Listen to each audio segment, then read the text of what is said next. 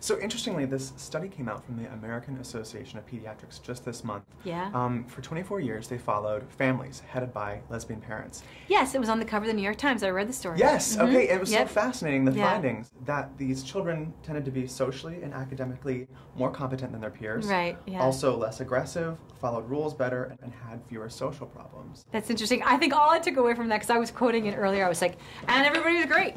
And you know what, I the just kids said were all the right. kids are all right. You know, yeah. Are you Yeah. surprised by some Americans' continued concern about same-sex parenting and same-sex parents? I think it has to do with lack of information, and the other thing that I read in the New York Times is about how what changes people's ideology really is proximity and knowledge. And so if you haven't ever met a gay person, known a gay family, if you've never known someone of a different race, if you've never known anything that's different from you, you might think, well, you know. But the more you learn, and the closer it is to you, I think the more rapidly your ideas change. They're talking about, like, they were talking about don't ask, don't tell. And if you think you don't know a gay person, and suddenly you're in a unit with a gay soldier, you're like, oh, wow, they're just the same as me, you know. So that's really what changes opinion.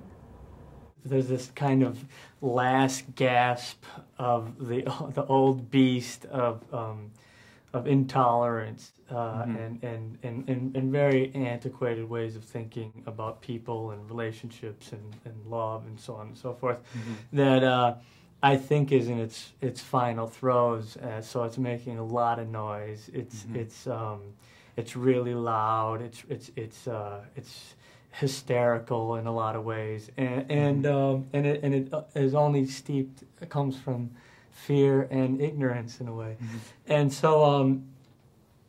But when you look at the "don't ask, don't tell" rule, that in the real poll, I think that is really indicative of where we are as a nation. Is 10 years ago it was 30% of the population in the United States wanted to repeal "don't ask, don't tell."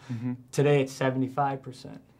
And that's a big jump in 10 years, and it really is, I think, more reflective of where we are as a nation than the loud, abrasive, kind of tricky political gameplay that's happening around Proposition 8. Absolutely. My son, we live down the street from a gay couple, and they have a boy, and my son has played with them for many years, and goes to their house for lunch and hangs out, and not once has he ever come home and said, "Papa, why does he have two papas?" Because his house is no different than mine. Family's family. Exactly.